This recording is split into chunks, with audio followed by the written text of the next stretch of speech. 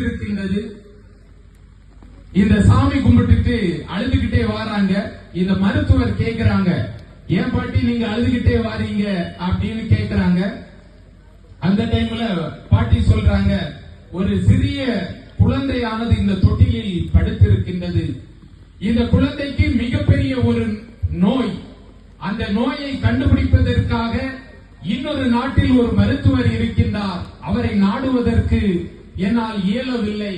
அந்த மருத்துவர் பெயர்தான் அசார் என்கின்ற மருத்துவர். உடனடியாக அந்த பாட்டியை பார்த்து கேட்கின்றார், அந்த மருத்துவரை நீங்கள் பார்த்திருக்கின்றீர்களா என்று. ஏனென்றால் அந்த மருத்துவர் அந்த வீட்டிலே அமர்ந்திருக்கின்றார்.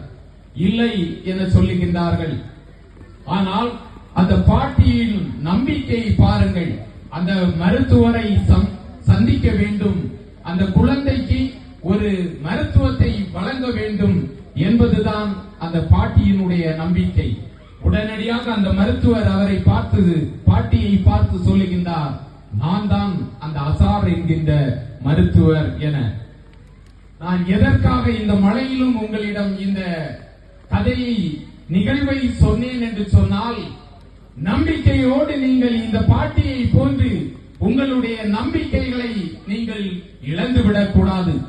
நம்பிக்கையோடு பயணிக்க வேண்டும் என்பதுதான் இந்த கதைக்காக மட்டுமன்று என்னுடைய நிகழ்விலும் நான் சொல்லக்கூடியது. தோல்விகளாலே ஒருவன் துவண்டு விடுகின்றான் என்றால் அவன் பொது வாழ்வுக்கே தகுதி படைத்தவன் அல்ல. இது என்னுடைய கருத்து அன்று. நான் பல இடங்களில் இதை பார்க்கின்ற போது பல பதாதைகளில் இதை எழுதி வைத்துள்ளார்கள். குமரி மண்ணில் எத்தனையோ சாதனையாளர்கள். இந்தியாவின் இரும்பு மனிதன் என்கின்ற திரு கண்ணன் அவர்கள் குமரி மாவட்டத்தை சார்ந்தவர். அவர் பளுதூக்கும் போட்டிகளில் எல்லாம் சாதித்துக் கொண்டிருக்கின்றார். லிபோனா என்கின்ற மாணவி தேசிய அளவில் ஓட்டப்பந்தயத்தில் சாதித்துக் கொண்டிருக்கின்றார்கள். அண்மையிலே நீங்கள் இன்ஸ்டாகிராம்ல எல்லாம் பார்த்திருப்பீங்க, கிறிஸ்டியானா சஜு என்கின்ற ஒரு மாணவன், 2 கைகளும் கிடையாது. அவரும் இதே குமரி மாவட்டத்தை சார்ந்தவர் தான்.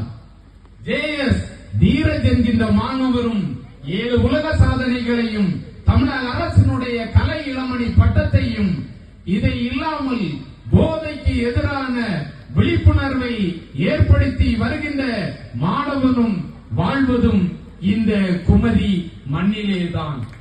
குமரி மண்ணில் பல சரித்திர நாயகர்களை உருவாக்கியது இந்த குமரி மண்ணில் தான். விளையாட்டு, கலை, அறிவியல் அனைத்திலும் சாதித்துக் கொண்டிருக்கின்றார்கள் குமரி மாவட்டத்தை சேர்ந்தவர்கள். இஸ்ரோவினுடைய தலைவர் டாக்டர் நாராயணன் அவர்கள் இன்று கூட சாமித்தோப்பு பகுதியில் சாமி கும்பிடுவதற்காக வருகை தந்துள்ளார்கள். அவர்களை உருவாக்கியதும் இந்த குமரி மண் தான். அதை மட்டுமில்லாமல் பிரபல கராட்டே மாஸ்டர், தக்கலை பகுதியிலே ஒரு கராட்டே மாஸ்டர் உலக அளவில் பிரசித்தி பெற்றுக் கொண்டிருக்கின்றார் என்று சொன்னால் குமரி மாவட்டத்தில் தான் இத்தனை சாதனையாளர்களும் உருவாகியுள்ளார்கள். நீங்களும் இதே போன்று சாதிக்க வேண்டும்.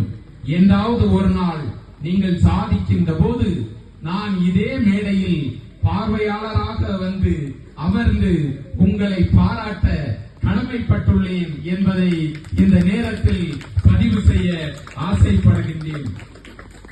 இன்றைய சமுதாயங்கள் இத்தனை சாதனை மனிதர்களை உருவாக்கினாலும் கலாச்சார ரீதியாக சற்று மாறுபட்டு காணப்படுகின்ற சூழல். ஏனென்று சொன்னால் இப்போதுள்ள இளைஞர் பட்டாளங்கள் எல்லாம் மது போதையை விட்டுவிட்டு போதை வசீரங்களுக்கு அடிமையாகி கொண்டிருக்கின்றார்கள். கஞ்சான்னு சொல்றோம் இல்லையா, பார்ப்பதற்கு மிக அழகாக இருக்கின்றார்கள். ஆனால் அவர்கள் ஒரு போதையில் வாழக்கூடிய சூழல். அது முற்றிலும் அகற்றப்பட வேண்டும் என்பதுதான் இந்த அமைப்பினுடைய எண்ணமாக கூட இருக்கின்றது. எங்களுடைய எண்ணங்களும் இந்த சமுதாயம் இளைஞர் பட்டாளங்கள் மாற வேண்டும், எந்த தீய சிந்தனைக்கும் சென்றுவிடக் கூடாது என்பதற்காகத்தான் குமரி மாவட்டத்தினுடைய காவல்துறை அதிகாரி IPS ஸ்டாலின் அவர்கள் பல திட்டங்களை இங்கு நிறைவேற்றி வருகின்றார்கள். உண்மையிலே ஏதோ ஒரு மாவட்டத்தை சார்ந்தவர் இந்த மண்ணில் வந்து சாதித்துக் கொண்டிருக்கின்றார். அவர் அரசு அலுவலராக இருந்தாலும் சரி, அவருடைய சிந்தனைகள் எல்லாம் சற்று வித்தியாசமாக காணப்படுகின்றது. நான் இத்தனை நேரமும் நான் குமரி மண்ணில் உள்ளவர்களை பற்றி தான் உங்களிடம் சொன்னேன். அப்துல் கலாம் ஐயாவையோ, சுவாமி விவேகானந்தர் ஐயாவையோ, அன்னை தெரேசா அவர்களையோ நான் எடுத்துக்காட்டிற்காக சொல்லவில்லை. ஏனென்று சொன்னால் இந்த சமுதாயங்கள் இங்கு சாதிக்கின்றவர்களை தான் பாராட்ட வேண்டும் என்பதுதான் என்னுடைய ஆசை. இது மட்டுமல்லாமல் கலாச்சார சீரழிவுகளால் இன்றைய இளைஞர் பட்டாளம் மாறிக்கொண்டிருக்கின்றார்கள். அது ஹேர் ஸ்டைலா இருந்தாலும் சரி, உண்மையிலேயே புதுமையை நாங்கள் வரவேற்கின்றோம். இல்லை என்று சொல்லவில்லை. ஒரு வழிபாட்டு நிகழ்விற்கு நீங்கள் செல்லுகின்ற பொழுது உங்களுடைய உடைகளாக இருந்தாலும் சரி, உங்களுடைய ஹேர் ஸ்டைலாக இருந்தாலும் சரி, மற்றவர்களை புண்படுத்தும்படியாக இருக்கக்கூடாது என்பது இந்த இளைஞர்களுக்காக நான் ஒரு வேண்டுகோளாக வைக்க ஆசைப்படுகின்றேன். அது மட்டுமல்லாமல் இன்று ஊடகங்கள் உங்களை ஆண்டு கொண்டிருக்கின்றன. ரீல்ஸ் என்கின்ற மோகத்தில் 2 நிமிடம், 3 நிமிடம், 5 நிமிடம் இந்த போதையை போன்று நீங்கள் எல்லாம் அழிவிற்கு இளைஞர் சமுதாயம் இந்த ரீல்ஸ் மோகத்தில் வாழ்ந்து கொண்டிருக்கின்றார்கள். அலைபேசி தேவைதான், நாம் வரவேற்க வேண்டியதான். நாம் அலைபேசிக்கு அடிமையாகிவிடக் கூடாது.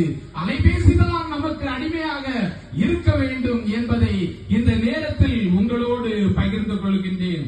அது மட்டுமல்லாமல் இப்போது எங்கு சென்றாலும் தனித்து வாழக்கூடிய ஒரு தன்மையை உருவாக்கி கொண்டிருக்கின்றார்கள் இந்த இளைஞர்கள். இது மாறப்பட வேண்டும். உறவுகளோடு இணைந்து இருக்க வேண்டும். தனிமை தேவைதான்.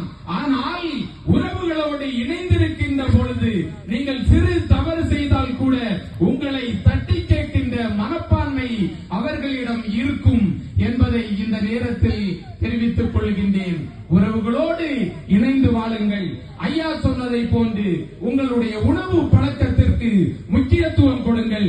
ஏனென்று சொன்னால் பாதி பேர் நீங்கள் ஸ்கூலுக்கு இல்லை என்றால் கல்லூரிக்கு செல்லுகின்ற பொழுது காலை உணவுகளை தவிர்த்து வருகின்றீர்கள். இது முற்றிலுமாக மாறப்பட வேண்டும். ஏனென்று சொன்னால் இப்போது எல்லாம் 30 வயதை தாண்டினாலே பெரிய நோய்களான, கொடிய நோய்களான இந்த சுகர் எல்லாம் வந்து விடுகின்றது. இதற்கு நாம் என்றுமே அடிபணியக் கூடாது. நம்முடைய உள்ளத்தில் தைரியம் இருக்கும் வரை எந்த நோயும் வராது. உங்களுடைய உணவு பழக்கங்களை முறையாக பயன்படுத்துங்கள் என்று அன்போடு கேட்டுக் கொள்கின்றேன். மழையினால உண்மையிலே சீக்கிரமா முடிச்சிடலாம்னு நினைக்கிறேன். சூரியனும் சந்திரனும் போல் தமிழ் மண்ணில் இந்த ப்ரோ பாய்ஸ் இயக்கம் செயல்பட வாழ்த்துகின்றேன். காலங்கள் கரைந்தாலும் மாற்றங்கள் பல கண்டாலும் உங்கள் திட்டமிடல்களில் தொய்வின்றி செயல்பட வாழ்த்துகின்றேன். தினமும் பூத்து குலுங்குகின்ற பூவை போல மக்கள் பணி செய்ய வாழ்த்துகின்றேன். உங்கள் பணி சமூக ஊடகங்களில் பரவி சிறப்பான அங்கீகாரம் கிடைக்க வாழ்த்துகின்றேன். கூகுள், AI போன்று உங்கள் சிந்தனைகள் சிறந்தோங்க வாழ்த்துகின்றேன். என்னாலும் ஒரு சவால், என்னாலும் ஒரு வாய்ப்பு. நீங்கள் செய்யும் எல்லா